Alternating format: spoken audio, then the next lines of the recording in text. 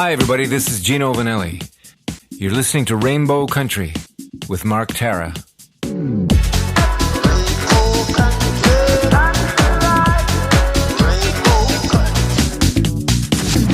The views and opinions expressed on the following program are those of the persons appearing on the program.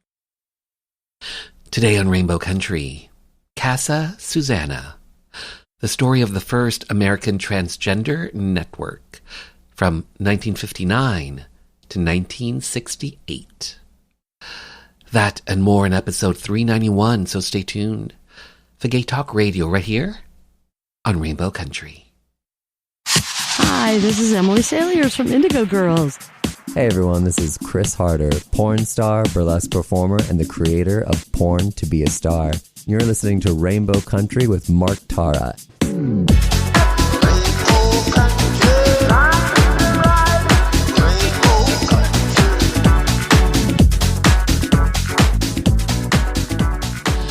Well, hello and welcome to a brand new journey through Rainbow Country. As I like to call it, a little gay radio show working to give voice to the LGBT community and beyond. And as always, I am your tour guide through Rainbow Country. I'm producer and host, Mark Tara. By the way, Rainbow Country originates from CIUT FM in Toronto and now proudly in syndication on 12 outlets across Canada, from coast to coast to coast. The Yukon, British Columbia, Saskatchewan, Manitoba, the east coast of Canada in Newfoundland, Ontario, even down to Buffalo, New York, and online. Well, thanks to you tuning in, streaming, downloading, but ultimately listening. Together we continue to build Rainbow Country into a nationally syndicated gay radio show, a number one LGBT podcast on Podomatic.com's Gay and Lesbian chart, as well as being recognized as Canada's number one LGBT podcast on Feedspot.com.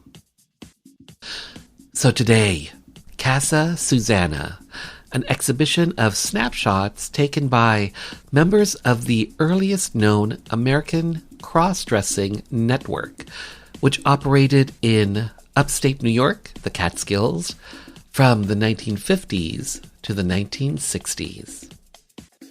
Joining me to talk about this AGO exhibition that's on right now is Sophie Hackett, the AGO's Curator of Photography, and photography historian Dr. Isabelle Bonnet. We'll find out about this new AGO photographic exhibition, the 2022 documentary Casa Susanna, and so much more. Plus in hour two, music from LGBT artists, independent artists, voices that we've come to know and love in classic disco, classic 80s, classic house, and on this episode I'm featuring some classic funk, some queer punk, and more. All that lies ahead as we start Journey 391 through Rainbow Country, and our first stop, the Rainbow Country Bookstore. Today, award-winning writer, professor, and playwright Patrick Horrigan reads from his novel American Scholar, a novel that tells the story of a man driven to discover, but afraid to know the truth about himself and his gay lovers, both past and present. By the way, American Scholar is available wherever you get your favorite books, and on Amazon.ca, American Scholar has a rating of 4 out of 5 stars.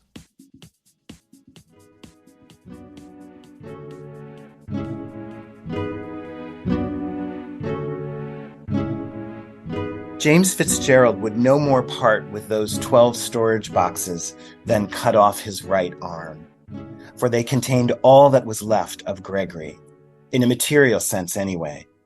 His files on lesbian and gay activism, articles on non-monogamy and queer theory, Marxism and feminism, his college notebooks, journals, essay drafts, old newspapers and magazines, flyers and pamphlets, song lists from his DJ days, everything to do with the gay study group at Columbia, not to mention record albums, cassette tapes, books, letters, items of clothing, his stash of political campaign buttons, a veritable time capsule of his life and the life they shared in New York in the 1980s.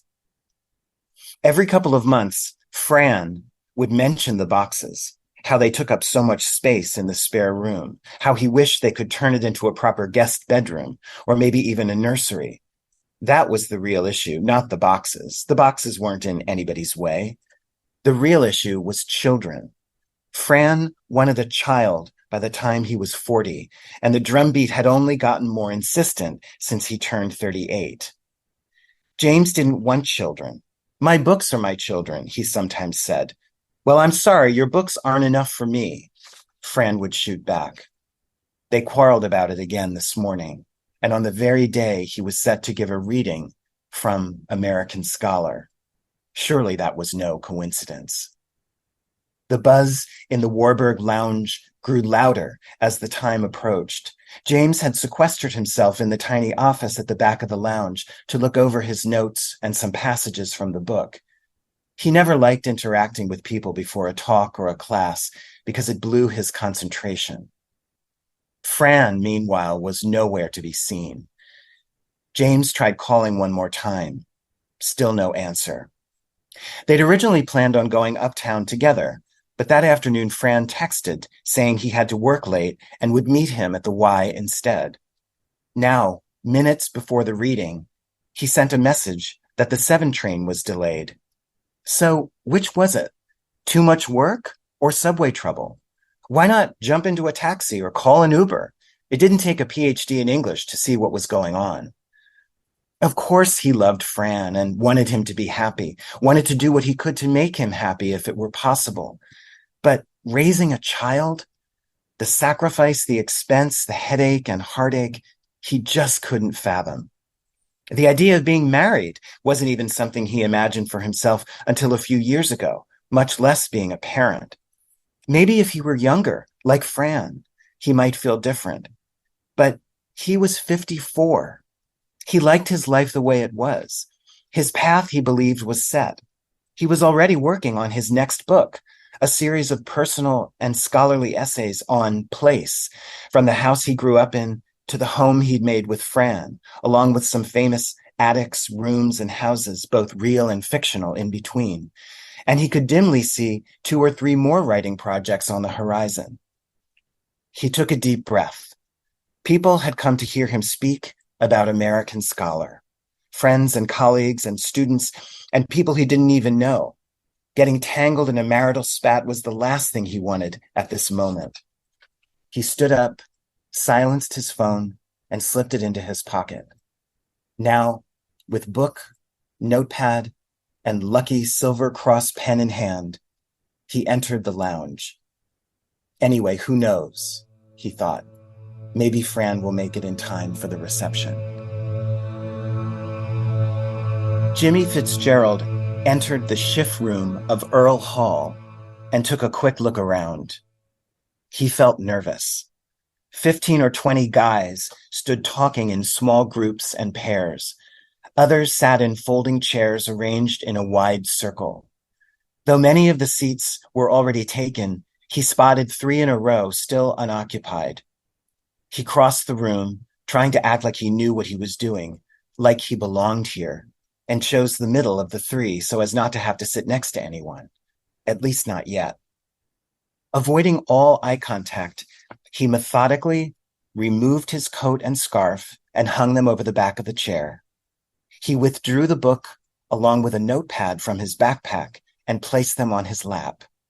He dug through an inside pocket until he found his lucky silver cross pen, his favorite, a graduation present from his grandmother. Now, he wanted another moment to get comfortable, just take in his surroundings. The room was handsome. High ceiling, chandelier, deep-set arched windows with long drapes, dark wooden wainscoting, marble fireplace, an enormous Persian carpet. He took a deep breath. The buzz in the room grew louder as the hour approached. He wasn't ready to interact. At the same time, he wished he were any one of these guys now boisterously laughing and talking with friends. But of course, that's why he'd come in the first place. After living in New York for 2 years with hardly any social life to speak of, And since the breakup with Andy, virtually no romantic life. What he needed was friends, like-minded, openly gay friends. The gay study group at Columbia promised to be the answer to his prayers. The chatter in the room died down as Gregory called the group to order. Welcome to the gay study group at Columbia. My name is Gregory Lenda. Most of you know me. By day, I'm the bookkeeper for Democratic Socialists of America, and by night, I'm the organizer of this group. I started it 3 years ago with Bill, and he gestured with his elbow to a cute, muscular guy with enormous eyes and long sideburns sitting directly to his right. Hi, Bill said, waving his hand, when we were seniors here at Columbia. At the time, we felt there was very little sense of community among gay men on campus. The big gay dance on the first Friday of every month was about the only formal event that brought people together. Otherwise, everybody would leave campus with their friends and head downtown to drink and dance. And don't get me wrong, he and Bill turned momentarily to look at each other. We loved to drink and dance, but we thought there needed to be another way for gay men to get to know one another and also to learn about the community's history and politics, because I personally think the AIDS crisis has made it more urgent than ever to know who we are and where we're going. There's a lot of people out there right now trying to use this epidemic against us and turn back the clock on gay liberation. So that's why Bill and I created the study group, with the blessing and financial support of student activities. He clasped his hands in prayer. Thank you, student activities. And I'm proud to say our membership has been growing steadily ever since. I want to give a special welcome to the newcomers tonight. You mind just raising your hands so we know who you are? Jimmy, along with a handful of others, raised his hand. That's great. Welcome. So tonight, Bill's going to give a brief introduction to the book, and I'll facilitate the discussion. And then we have a surprise plan for you, so make sure you stick around. Then, as if Gregory were a news anchor, and take it away, Bill. First, I want to thank Gregory, Bill said, gently placing a hand on Gregory's knee, for making all of this possible. It's really good to be here. You all didn't see too much of me last year because I was studying to become a Quaker. This elicited a few ohs and wows from the group. He laughed and withdrew his hand from Gregory's knee. It's because of my boyfriend. He's a Quaker. Which reminds me, at some point, I'd like us to tackle religious ideas about homosexuality, maybe next semester. I think it would be great if we could, take some ownership of that discourse, which is so often used against us. Just putting that out there. So this is how gay men talk, Jimmy thought, looking at Gregory and Bill, admiring their easy eloquence, envying their subtle camaraderie. He and Andy never had that tenderness with each other. This is the sound of their voices. This is how they comport themselves when sex is not top of mind. Gregory smiled. Being with you last night reminded me how good I used to feel with you. Me too. Jimmy felt the stirring of an erection. And how I used to feel I could tell you anything and you wouldn't judge me. I want you to feel that way. I know you never stopped caring about me. I never stopped, you're right. It's just, I know. You're the first real boyfriend I ever had, and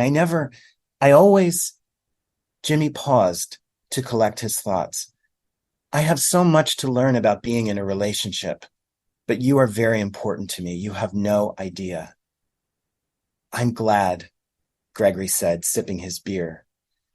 So, I feel I can tell you, I recently got tested again for HIV. Jimmy tensed up. And I'm happy to report the test came out negative. Oh, shit, are you trying to scare me? Imagine how I felt having to wait for the results. Was there any doubt? Gregory leaned back. There's always doubt. No, but I mean, did you really think you might be HIV positive? Yes. Why? Because the virus is out there and any one of us... No, seriously, have you had unsafe sex? Are you interrogating me? I think I have a vested interest in knowing whether a friend has been having unsafe sex. Well, I prefer to say safer because you really never know. People get a false sense of security or doom with words like safe and unsafe. It's not that simple and clear-cut. Jimmy stared in disbelief. Sometimes you use a condom and there could be a tear you're not aware of, or you have foreplay and a drop of Gregory. James, you need to keep it down, he said quietly but forcefully. The warmth had gone out of his voice. Most people say you can't get it from cocksucking, and in the anal department, I only finger fucked you, so you're fine. It's not me I'm worried about. I'm only telling you this because I wanted to celebrate the fact that I'm HIV negative, one day at a time, you know? You said you wanted to know my status, so I'm telling you. One day at a time? Are you nuts? The waitress arrived with their burgers. Anything else I can get you? No, just the check, Gregory said. She raised her eyebrows. Okay, gotcha. Gregory took out his sunglass case and threw it down on the table. What are you doing? I thought you would understand. He put on the sunglasses and tossed the case back into his bag. Jimmy pushed his plate aside. You're telling me you're having unsafe sex. I'm telling you I'm HIV negative. You must think I'm an idiot. I don't appreciate being scolded. He slung his backpack over one shoulder and slid out of the booth. Where are you going? I need some air. As Gregory walked out of the bar, Jimmy made eye contact with the bartender, who appeared to have been eavesdropping on their argument. The waitress returned with the check. Your friend coming back? Jimmy let out a soft laugh. He thought of an excuse that wouldn't sound embarrassing. Then he dismissed it. I don't know. You want me to wrap it up? She asked, clearly bewildered by Gregory's sudden departure. I don't know. No, I'm sorry. He won't be back. I don't know. You'll be paying for it, right? She said with a frown. Jimmy looked at her, then the exit. Yeah, he thought. I'll be paying for everything. When I return, Casa Susanna. Hi, I'm Saida Garrett, co-writer of Michael Jackson's Man in the Mirror, and you're listening to Rainbow Country with Mr. Mark Tara.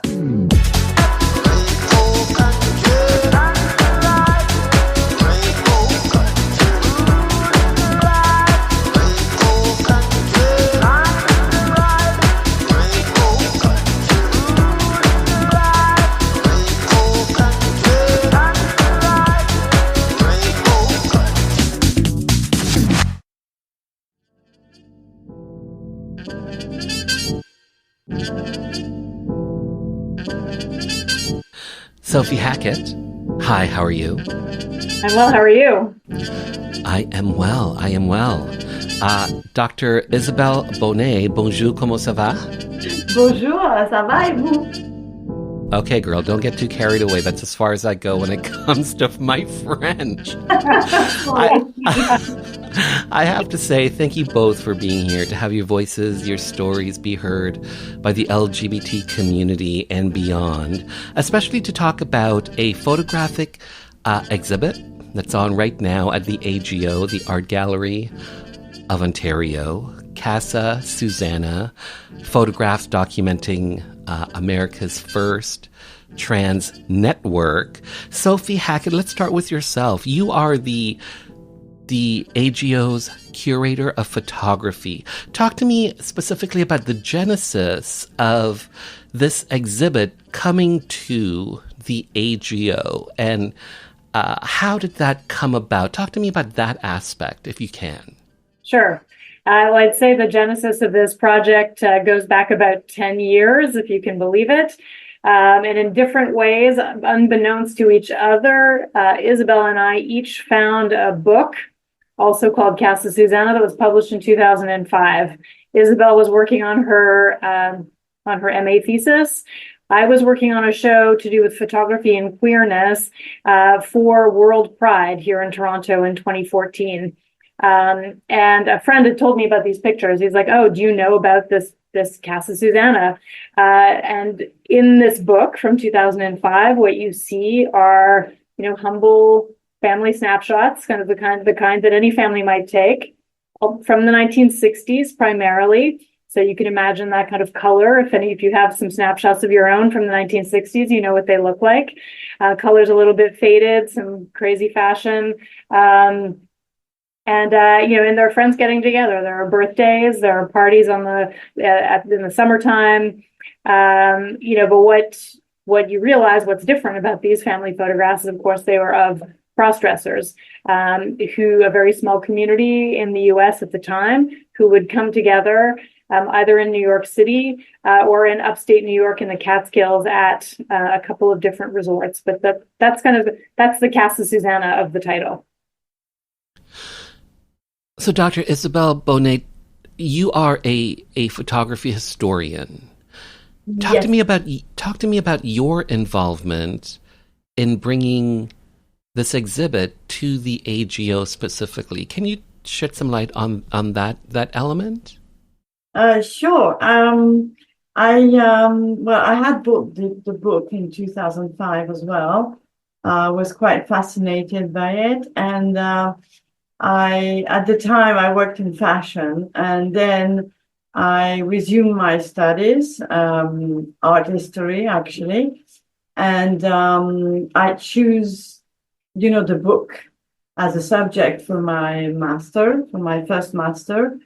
And this is how it began for me. Like I, started to dig a little bit and try to get witnesses and try to get names and try to get the whole pictures. After my master, I came back like 2 years later. I came back again to the story because we had the project of a film. And so I resumed my investigation for the film that came out with Sebastian Lipschitz.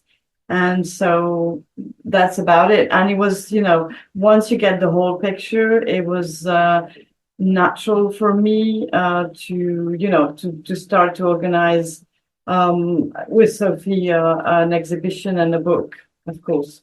And what makes this happen is that in the interim, we here at the AGO were able to acquire the set of photographs that were in that book from 2005. So a couple of decorative arts dealers in the US had found them at a flea market.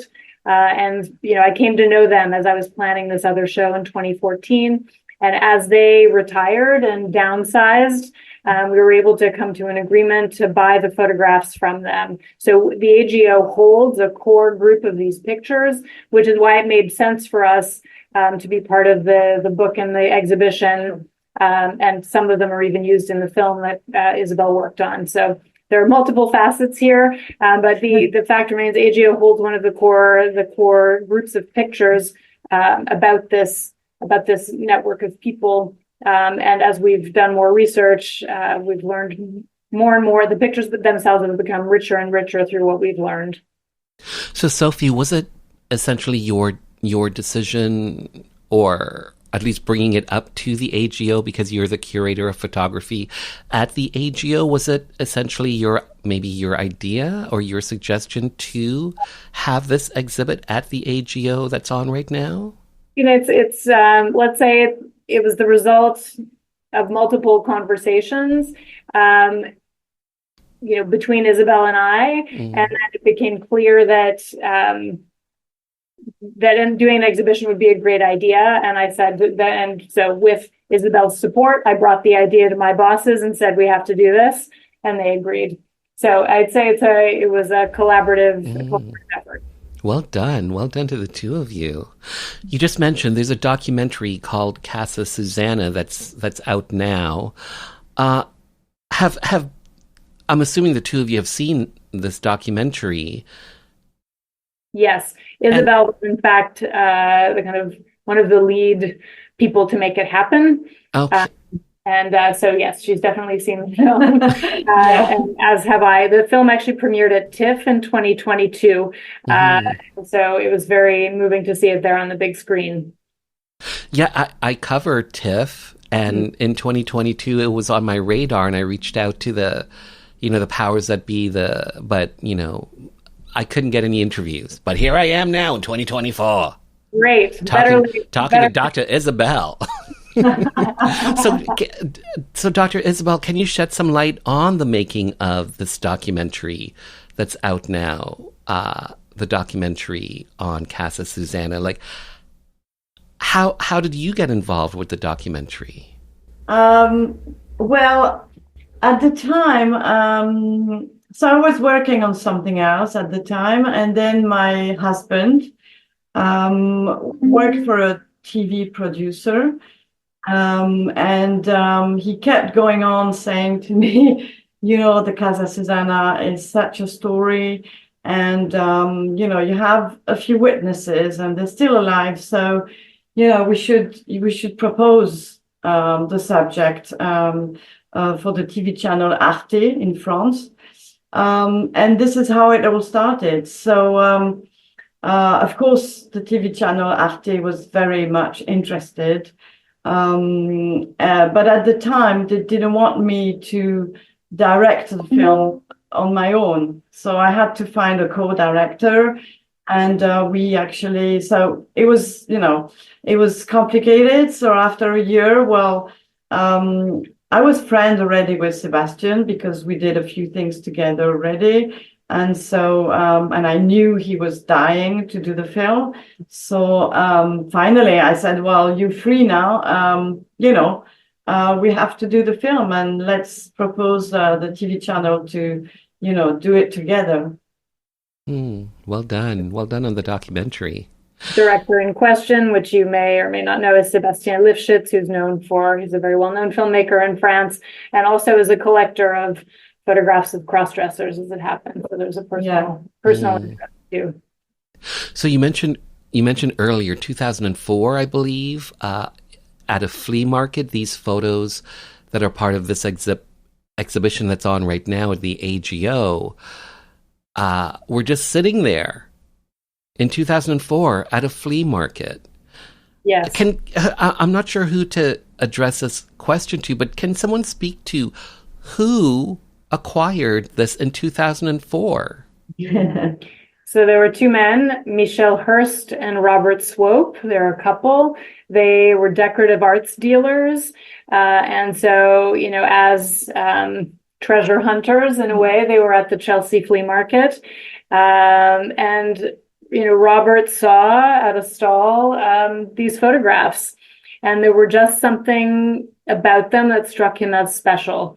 And so he gathered as many as he could, and then took them home. They bought in total 340 photographs, and took them home and really spent time looking at them. And I think he was struck by the ordinariness of them, as well as the singularity, the uniqueness of them. Not cabaret. No, that they're not pictures of drag. They're not extravagant. They're women who look like, I don't know, somebody's grandmother from the 1940s. Wearing matching shoes and purse and lipstick, all very well put together. And that struck him as something unique. And so they decided to publish a book, and publishing that book in 2005, they kind of opened up the story, because people have been, of course, to Casa Susanna in the time. Some are still living. They came forward, and it brought the story to light in a new way. And were these photos? Were they all together? Were they in a box, or were they just like 300 just strewn on a table somewhere? Robert never spoke about that too much, but some were in an album. And the album on the front had a business card that read Susanna Valenti, the Susanna of Casa Susanna. Is it Susanna Valenti, female impersonation, Spanish dancing. So we know that there's an album, and that there were a number of loose photographs. I don't know if they were in a box. I think it was in a box, just like this. Yeah. And what we now know, thanks to Isabelle's research, is that Susanna was born in Chile and came to the U.S. in the 1930s. Or earlier even. No, in the 1930s. Yeah. But so the Spanish dancing part comes from her very roots. And on that note, we'll return after this Rainbow Country update.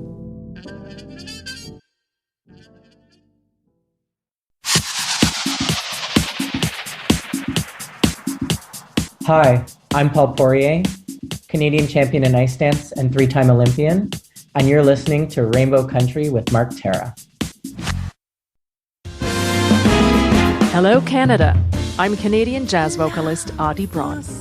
If you're in the Toronto area on February 27th, I've got a great show coming up at the Jazz Bistro.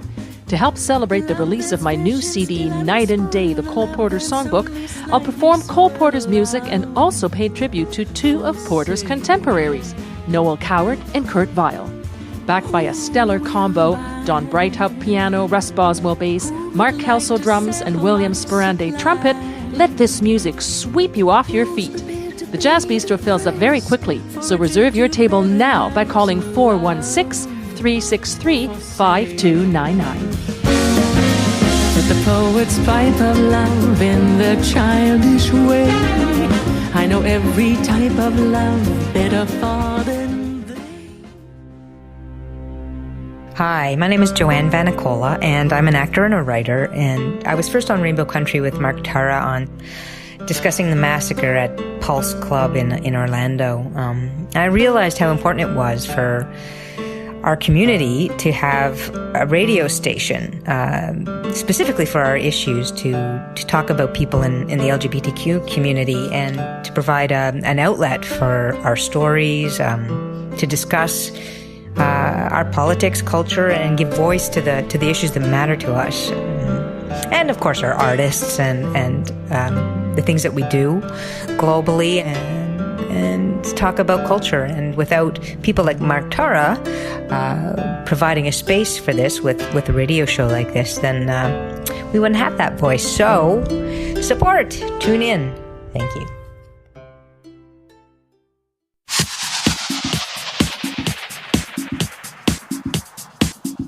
Hi, I'm Eric Radford, Olympic and world champion figure skater, pianist, and composer, and you're listening to Rainbow Country with Mark Tara.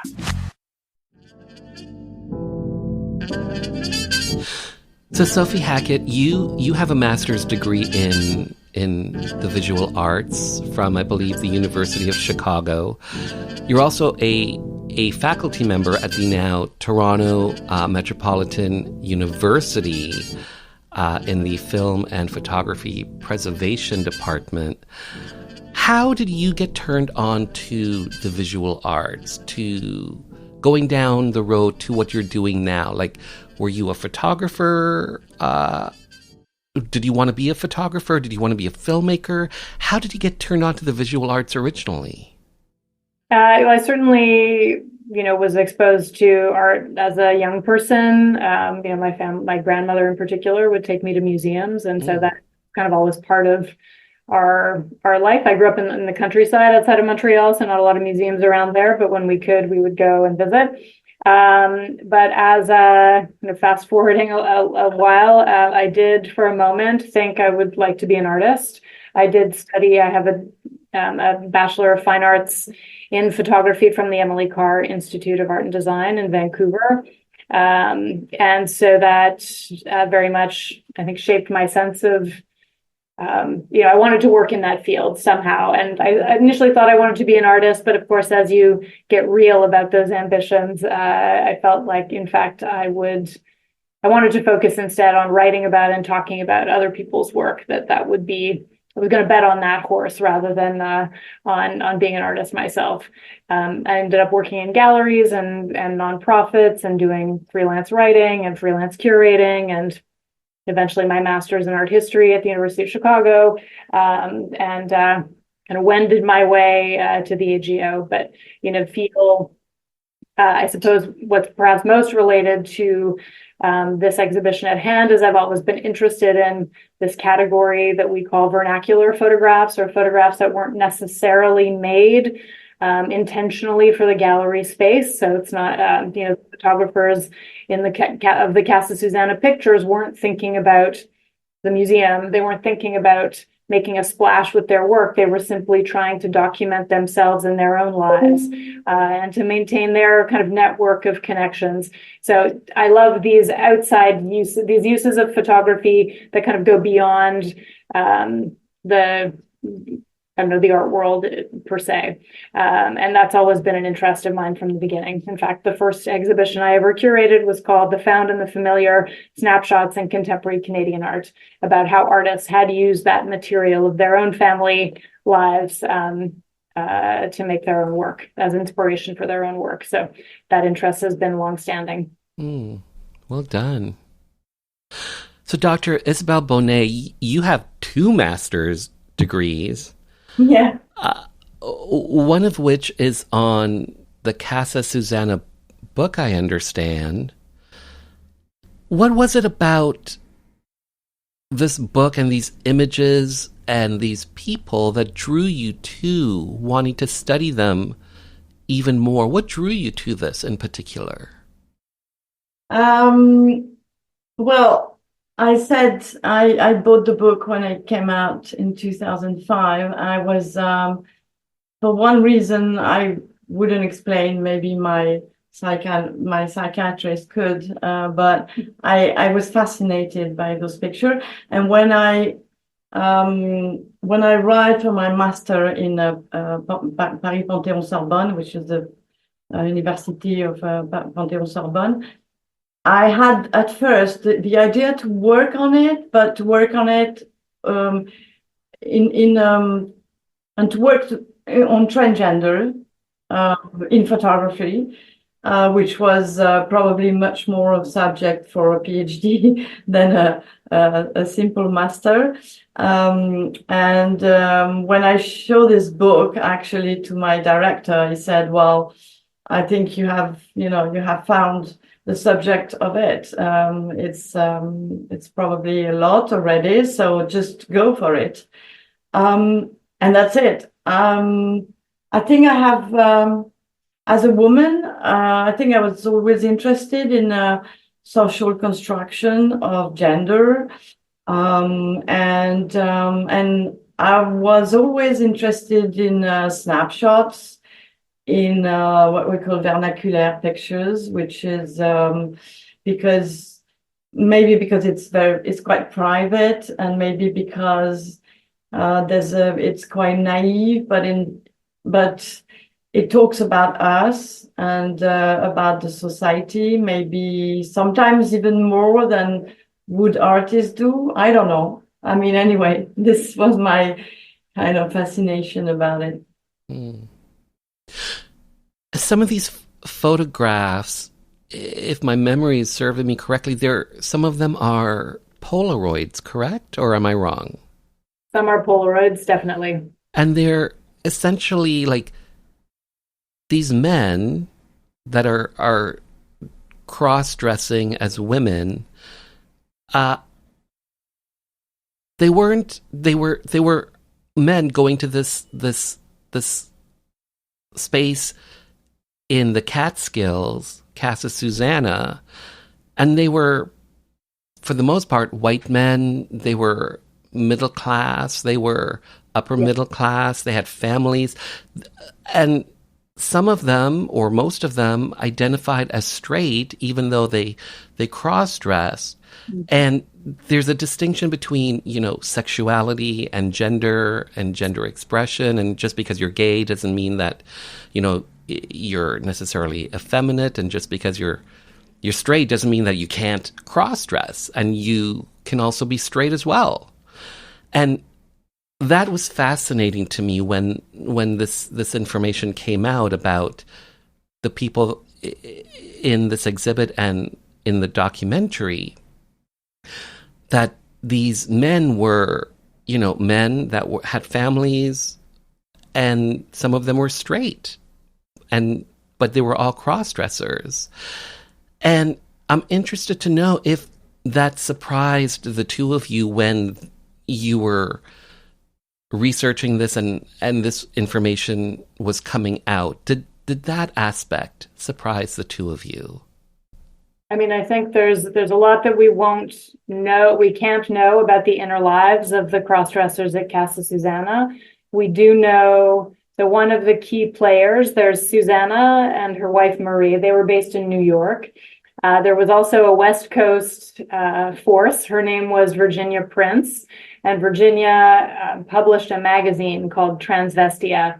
And Transvestia, it was published throughout the US and even distributed internationally to subscribers. And she had a mission. Her mission was, let's make cross-dressing, let's get cross-dressing accepted. Let's normalize the practice of cross-dressing. And in order to do that, she kind of set some very clear parameters. We're straight. Script. It's kind of exactly as Isabelle said, a script.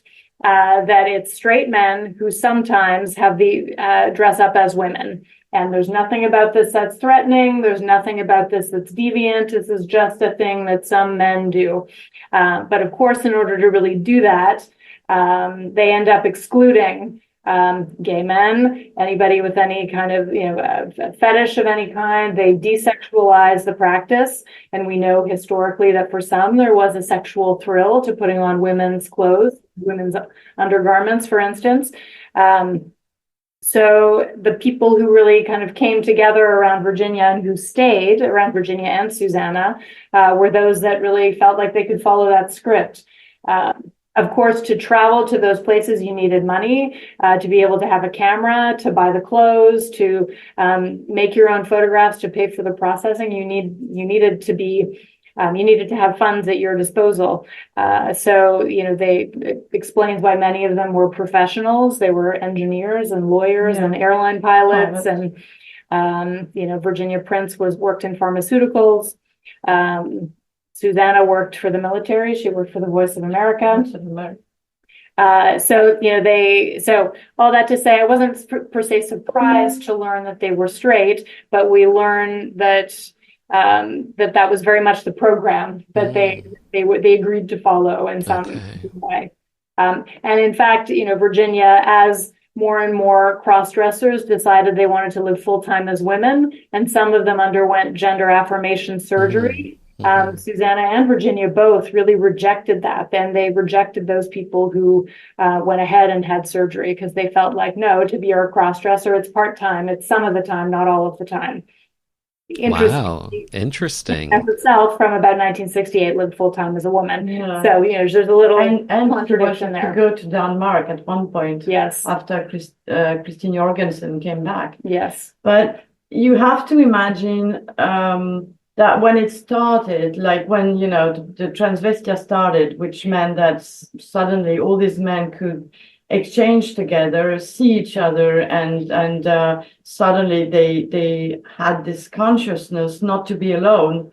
But in this particular time, all of them who started to cross-dress, usually as kids, they had no answers. They and they couldn't have any answers. They couldn't go to the family. They couldn't go to the doctor. They couldn't turn to anyone to have an answer. And most of them were like, why am I doing this? And because of this, and because it was, of course, Cold War environment, which is, as we know, very repressive, they suddenly found themselves in this network where they could have friends like them, where they could share their anxieties or their thought or their joy even. And so you had on one side the doxa of Virginia Prince, but on the other side, you had all these guys who just wanted to talk to each other and have a good moment. And as Kate, one of our witnesses, said, they knew that some of them were probably gay, but it didn't matter, And then when you say that, officially they were supposed to be straight, some of them, actually, Kate and Dinah from the film, you can see in the film, as men, they liked women, And when they undergone surgery, gender reassignment, they still like women. So they became lesbians. Yeah, they became lesbians.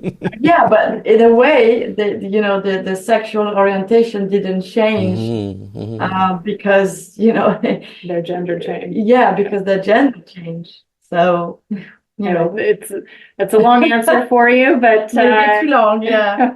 I think one thing that's important to remember is that at this period, when they're exploring this in the mid to late 50s into the early 60s, it's still a period of we're still in the Cold War. It's still a period of very strictly defined gender roles. All of these men had grown up with a very strict idea, a very clear idea of what it meant to be a man, and you were supposed to be a man, and when you felt like you didn't meet that ideal, that even fantasy, then what? There's a lot of shame, there's a lot of depression. We know many committed suicide. It was a very though the photographs have relay a lot of joy, we know their lives were very difficult in so many ways, and we know the sort of interior talk that they the things they were wrestling with were really serious. That they felt it was a failure you couldn't kind of live up to this idea of being a man. Interestingly, Virginia Prince is one of the first people to write about gender as a social construct. She could write about the kind of cult of virility, the way that this kind of ideal of manhood is socially constructed. At the same time, they couldn't quite see that their own version of femininity, the flip side of that, was kind of driven by the same culture. It's the flip side of the same coin. So they were strict in their own way about what being a woman meant. It's what it meant to them. But of course, it's very quickly through the 60s becomes that idea of a kind of appropriate, coy womanhood falls out of favor, and they run afoul of the second wave feminist movement. Anyway, that's a sidebar for you, even making the answer even longer. And the images that these people have of themselves, they took their own photographs because in many cases, of the times that they were living in. Can you talk to me about that aspect? Well, they had to take their own pictures because they were afraid to, give the film to a lab. So most of them learned how to take pictures and eventually how to develop it. That's why when Polaroid came out in the 60s, the very beginning of the 60s, that was a relief for most of them because, they had the picture straight away and they didn't have to do anything to see themselves as women. Other than that, the pictures, photographs were obsessive. Because it was the only way to have a trace of their girl within. One of the witness, Kate Cummings, when she had her reassignment in the 80s, she said, well, as soon as I came out of the hospital, I didn't need to do pictures anymore because I was Kate, at last. So, the picture were the only way for them to have the proof of woman within.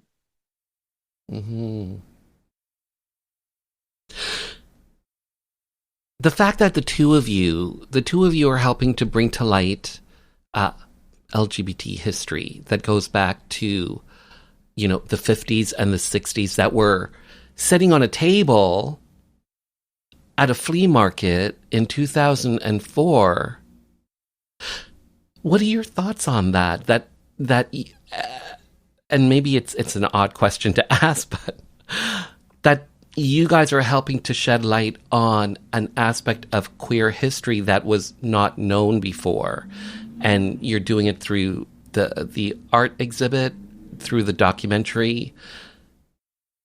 Sophie, how does that make you feel that you're helping to do this, to shed some light on some lost queer history? To me, it feels very important. I feel humbled by it in many ways. it feels like a personal project as, as a queer person myself, to know that to see that kind of whole rainbow range of people have existed, of course, for a very long time. I hope that, I myself am not trans, so I hope that it finds that is meaningful to trans individuals as they grapple with their own identities and as they live their lives, to see also that they themselves have existed, as they know they have, for a long time. So it feels there's a personal dimension, but I think there's a political one too, and that there is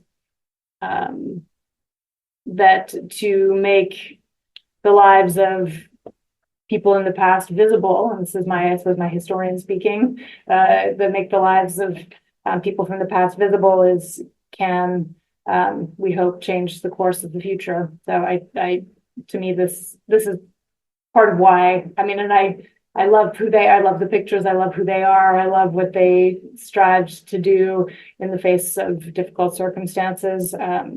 And I'm so happy to know that they found each other.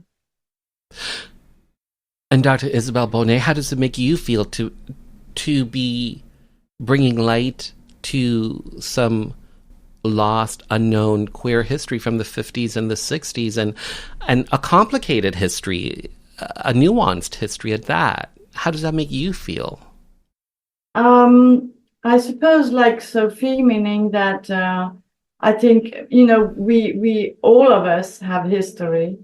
The problem is, for certain people, it was taboo and it was impossible for them to leave a trace. And it was, of course, all the, LGBT plus community, they couldn't leave a trace. So we have partial traces in the history since the Middle Age, but, it was too dangerous for them. So it's all fragmented, This story is not fragmented. This is what is exceptional with it, is that we have this 100 and 1,000 of pictures that were left, and the magazine that was left. So it's so well documented in a way that it's suddenly like, oh my God, it's a way of giving back history to every one of us. We do deserve it. I mean, everyone deserves to know, the struggle, the fight, or their ancestors, or, how it was. And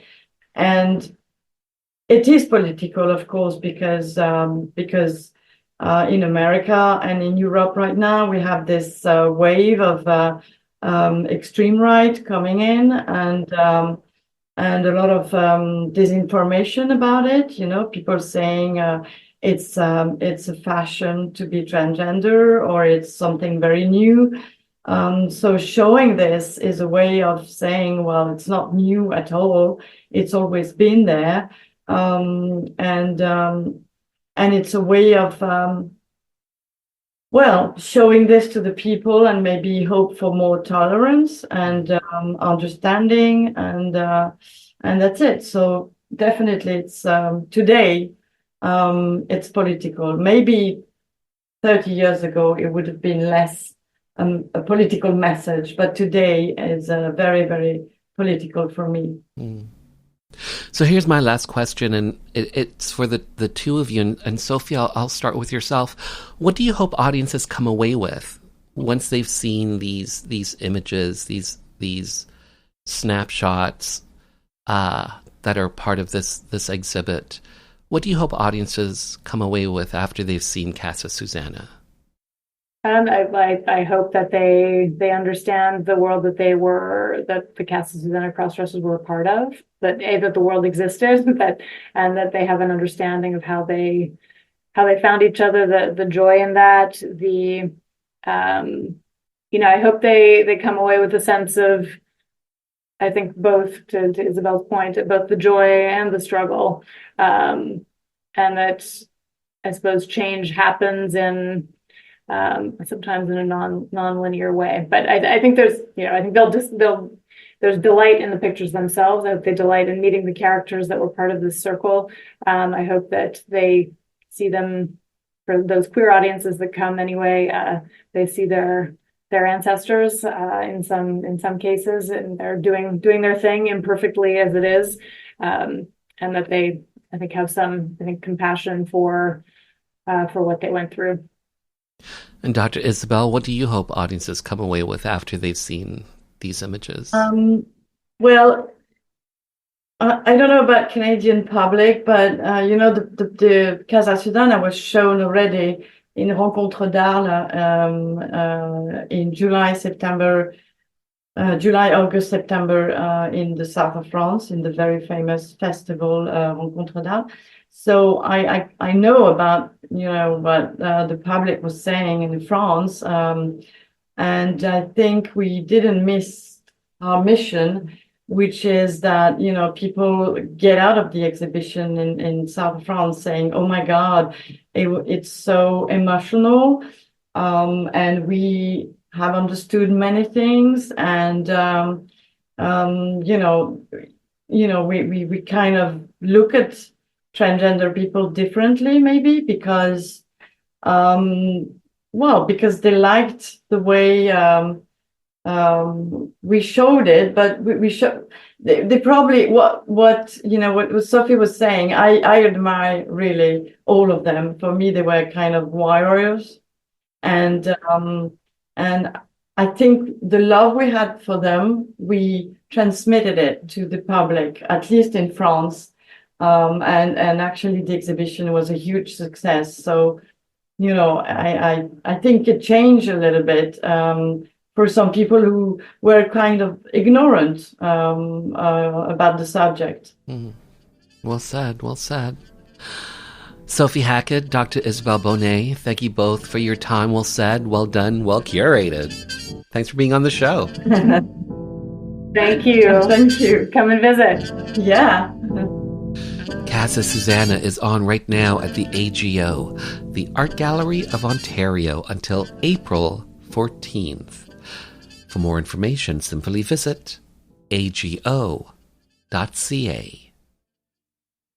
Bill 7, to ban discrimination in employment, government services, and housing, based on a person's sexual orientation, was up for a vote at Queen's Park. Most NDP and Liberal MPPs supported the bill, but without some progressive Conservative legislators backing, a divisive split could rack the province. 4 PCs decided to break party ranks to vote with their conscience and support Bill 7. Cabinet Minister and MPP Dennis Timbrell did it to show solidarity for his beloved brother, the well-known drag queen Rusty Ryan. And for me, a gay politician who was not yet out, I had to take a stand.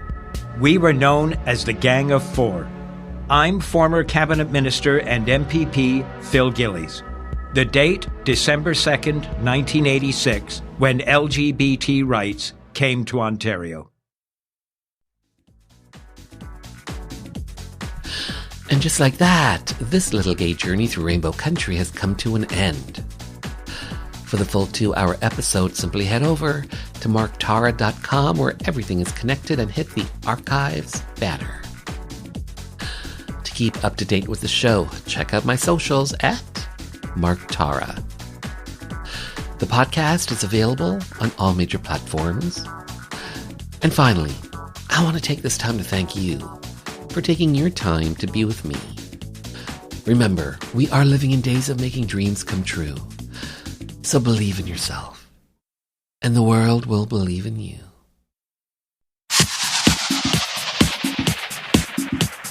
Hi, this is Michael Anthony Alago, music executive, photographer, author, and you are listening to Rainbow Country with Mark Tara.